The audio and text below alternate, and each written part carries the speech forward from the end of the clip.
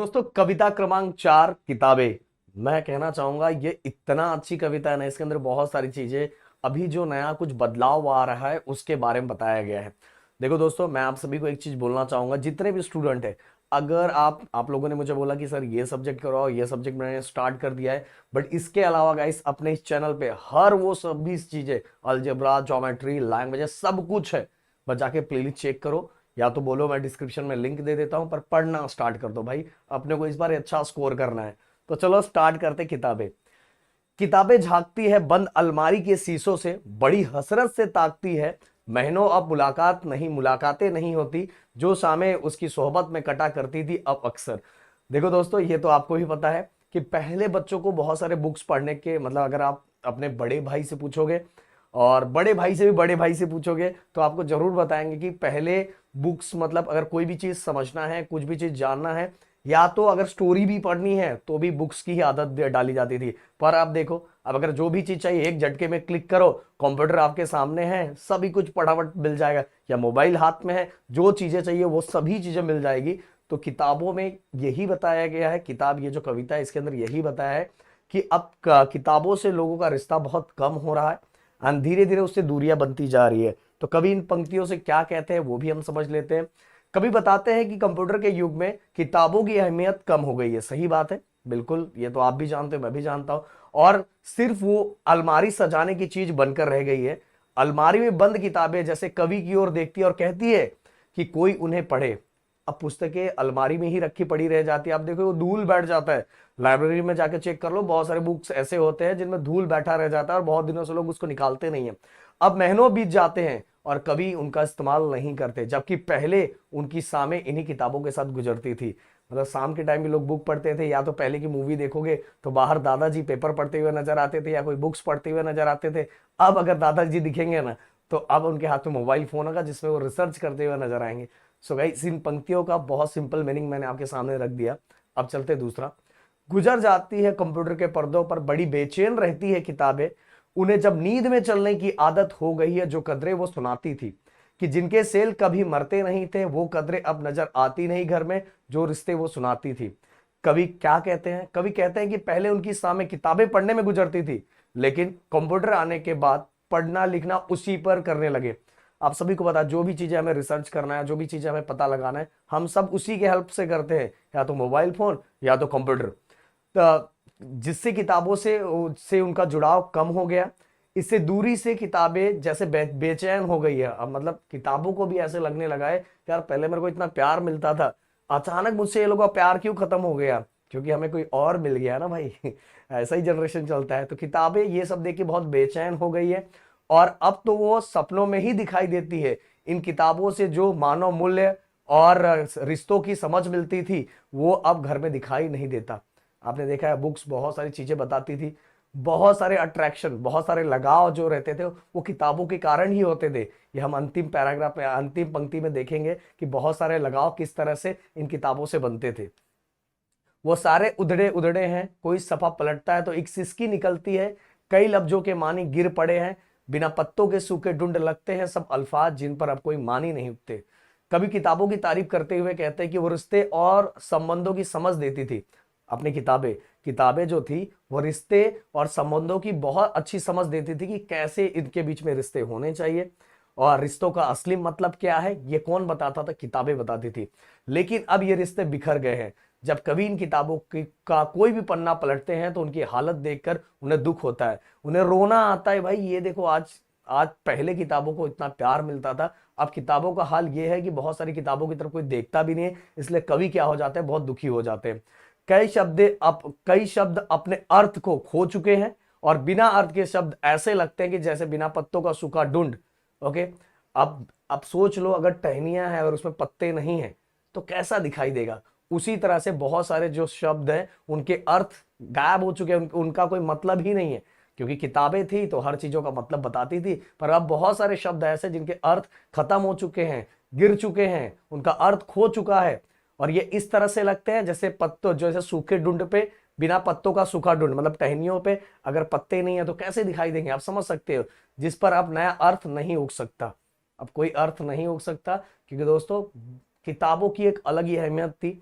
आप देखो आज भी कोई इतिहासकार या कोई भी चीजें कोई बताता है तो बुक का रेफरेंस लेके बताता है कि भाई इस समय ये बुक में मैंने ये पढ़ा था, एक इस पुस्तक में मैंने ये पढ़ा था, इसमें मैंने ये समझा था, ये सभी चीजें बताते हैं।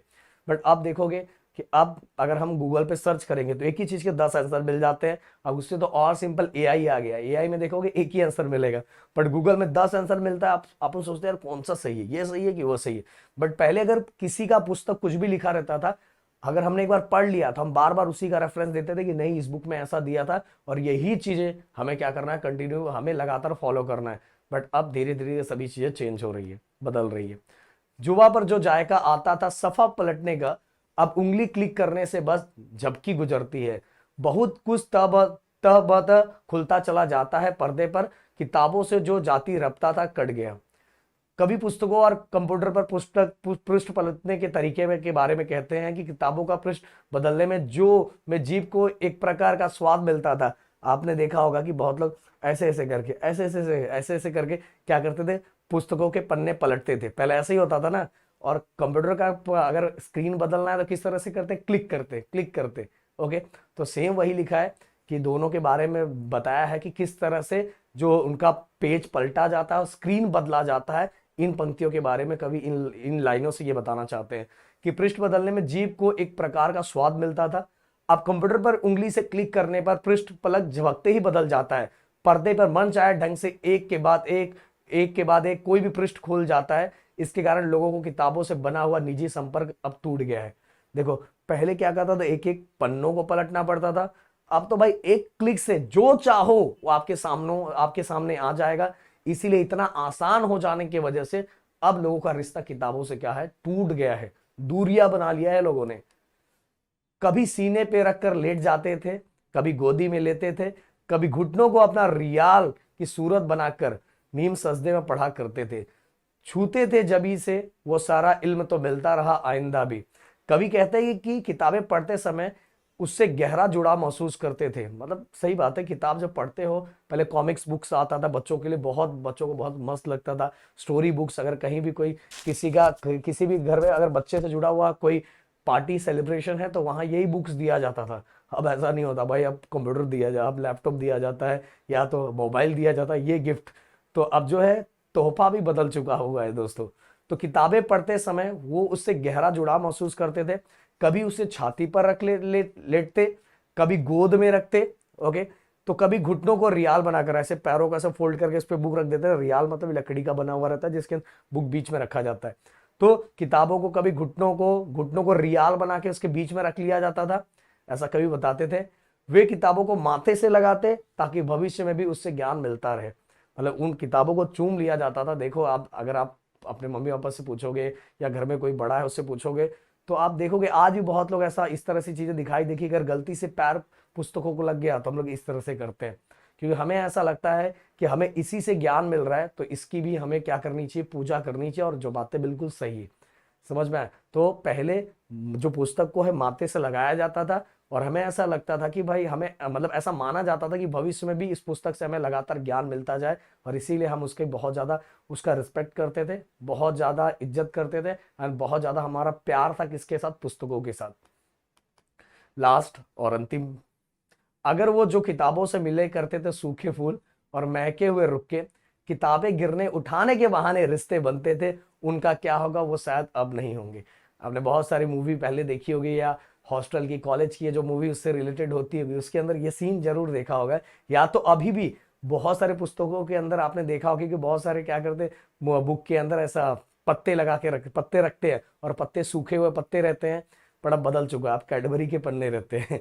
कैडबरी के जो प्लास्टिक होते हैं ना वो रखते हैं बहुत लोग। पहले बहुत मोर के पंख रखते थे, फिर इसके बाद पेड़ के सूखे पत्ते रखते थे। हो सकता है अभी भी आप में से बहुत लोग रखते होंगे, बट पहले तो ऐसा होता था।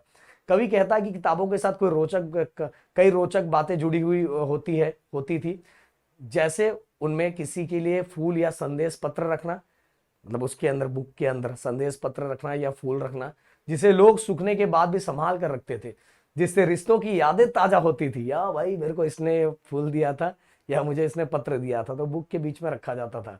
कभी कभी किताबें गिरने और उठाने के बहाने जीवन भर के संबंध बन जाते थे। देखा ना, बुक गिरा और वो उसको उठा के देता है, वो वाला सीन। तो उससे एक नया रिश्ता बनता था। बट अब लोग पुस्तक को ही पसंद नहीं करते। लेकिन जब किताबों का उपयोग ही नहीं होगा तो ऐसे रिश्ते कैसे बन पाएंगे, ऐसा कवि अपनी इन पंक्तियों के द्वारा कहना चाहते हैं। सो गाइस, किताबों को बहुत अच्छी तरीके से मैंने आप लोगों के सामने समझाया है। बस अच्छी तरीके से आपके सामने लिखी हुई चीजें भी है, जिससे आपको पढ़ने के लिए, समझने के लिए बहुत आसान रहेगा। देखो इस आपके बोलने के बाद मैंने ये सब्जेक्ट भी आप लोगों के लिए स्टार्ट कर दिया है।